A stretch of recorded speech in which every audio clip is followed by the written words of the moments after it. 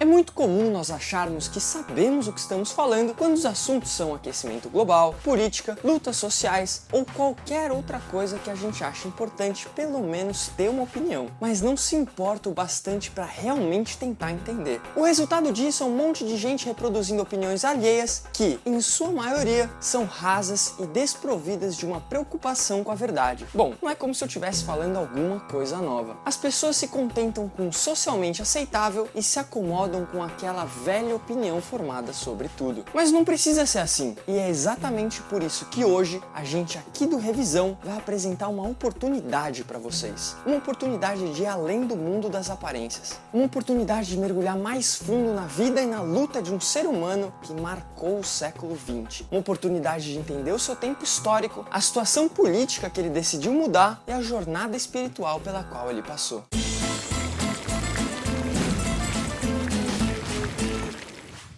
Mohandas Karamchand Gandhi nasceu no dia...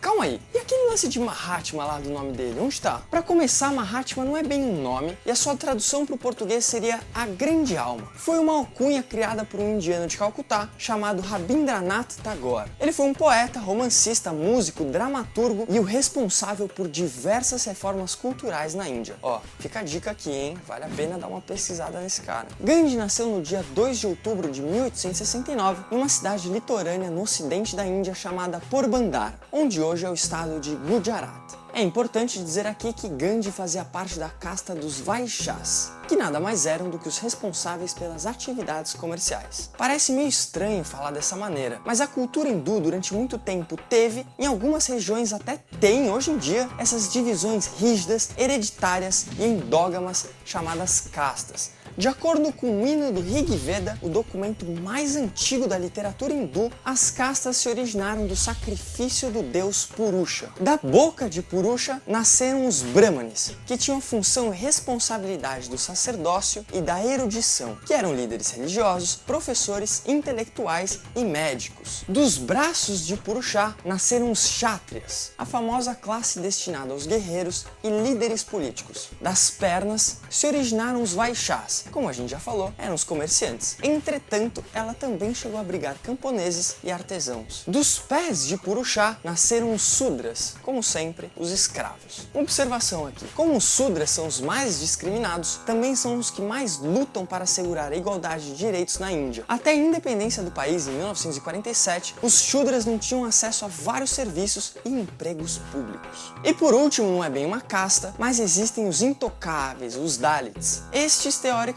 haviam se originado da poeira debaixo do pé de Purusha e basicamente eram destinados a uma vida de indigência / mendigagem. Em algumas regiões da Índia, eles são proibidos de sequer ter contato com pessoas de outras castas. Nos últimos 2000 anos, esse sistema se tornou muito mais rígido e complexo. Só para vocês terem uma noção, hoje já existem milhares de castas além dessas 4 originais. As últimas considerações aqui são: apesar desse sistema parecer injusto e até mesmo preconceituoso para nós ocidentais, muitos indianos não veem dessa forma. Eles acreditam que essa seja a única forma de inserção e participação social que eles poderiam ter. E olha, eles se esforçam para realizar de forma digna a atividade que lhes foi designada. E mesmo esse padrão de organização social pode ser encontrado em diversas civilizações e até mesmo hoje em dia. Para não me estender muito nessa parte, eu vou falar apenas da civilização europeia durante a Idade Média. Ela era dividida em estamentos. O primeiro era o dos oratores, composto pelo alto escalão da igreja. O segundo era o dos belatores, responsáveis pelo exército e composto pelo que chamamos de nobreza. O terceiro e último era o estamento dos laboratores. Em português, claro, todo o resto que veio a esse mundo para trabalhar e se ferrar. A explicação metafísica, a história, para esse sistema se encontrava na Santíssima Trindade. O Pai correspondia ao estamento dos oratores, o Filho aos belatores e o Espírito Santo aos laboratores. Se você analisar friamente, essas duas coisas são muito parecidas, inclusive a história contada como justificativa.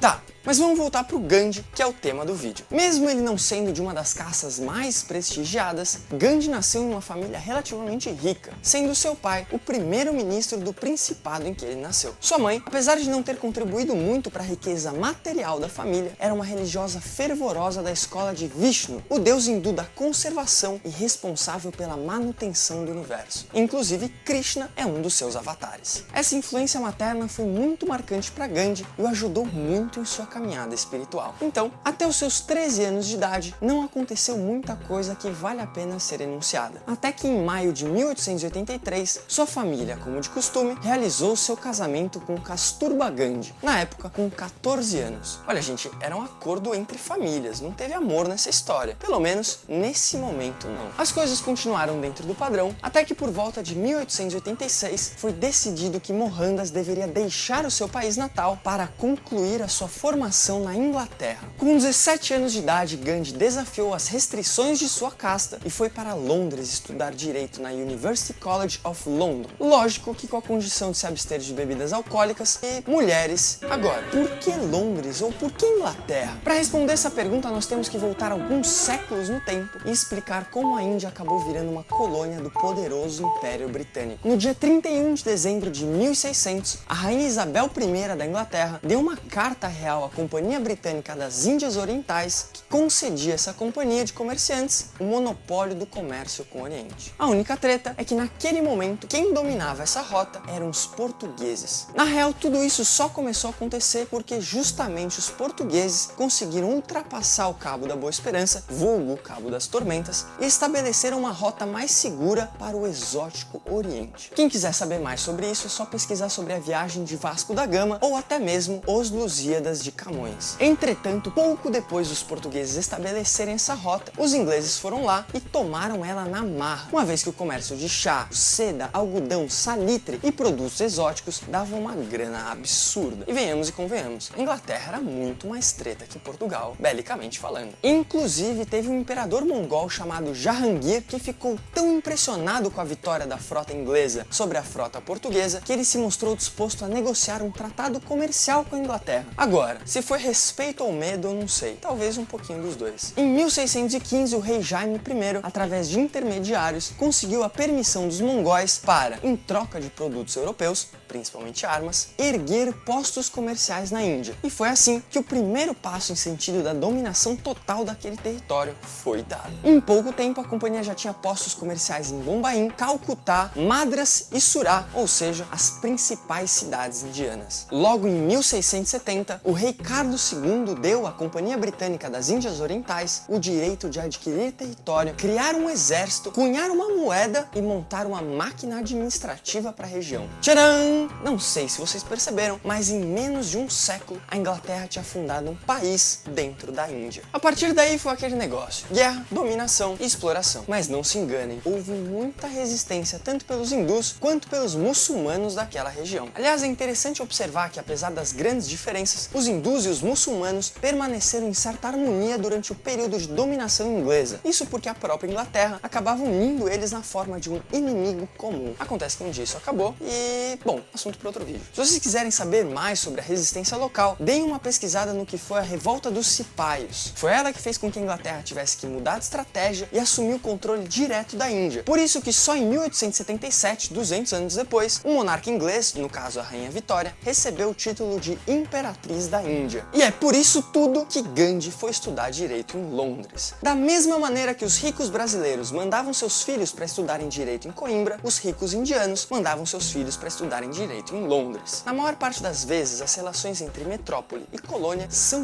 muito parecidas, principalmente a parte de não deixar a colônia se desenvolver muito. Enfim, nosso querido quase Mahatma cursou sem grandes percalços a faculdade de Direito. Entretanto, aconteceram duas coisas que valem a pena ser mencionadas. A primeira é que Gandhi, inspirado pelos ideais vegetarianos de Henry Stephens Salt, organizou um clube vegetariano em Londres e nesse clube ele acabou entrando em contato com a teosofia, que por acaso nós falamos um pouco a respeito no vídeo sobre Mondrian. A segunda é que durante esses anos na Inglaterra, Mohandas leu pela primeira vez, através de uma tradução para o inglês, o Bhagavad Gita, um texto religioso que retrata o diálogo de Krishna, o oitavo avatar de Vishnu, com Arjuna. Arjuna é um guerreiro confuso sobre o seu dever e é iluminado diretamente por Krishna nos princípios da autorrealização. Tanto esse texto do Bhagavad Gita quanto o Sermão da Montanha do Evangelho foram anos depois se tornar guias espirituais para Gandhi, e até podemos dizer que de certa maneira foram fundamentais para que ele merecesse o nome Mahatma. Dito isso, vamos voltar à trajetória do nosso Mohandas. Em 1891, ele terminou suas obrigações e voltou para a cidade de Porbandar. Mas aí as coisas já não eram mais as mesmas. Quê? E calma aí, o que vocês estão falando? Eu não tô entendendo. O vídeo tá acabando? Mas como assim? Eu ainda nem falei dele lutando pelos direitos dos hindus na África do Sul, o desenvolvimento da Satyagraha, a Marcha do Sal, a independência...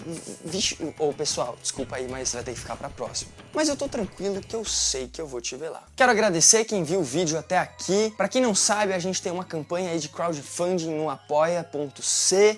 O link vai estar aqui embaixo na descrição. Não esquece de se inscrever no canal, que é uma força muito importante que vocês dão pra gente. O like também é lógico. Deixa o seu comentário, qualquer coisa que você queira falar sobre a vida do Gandhi que a gente não abordou, ou que de repente a gente vai abordar, mas você tá muito na fritação de compartilhar isso com a gente. Se você tiver qualquer discussão que você acha que vale a pena ser levantada, por favor, deixa a gente saber. Qualquer crítica, elogio também, manda brasa. E é isso aí, até a próxima.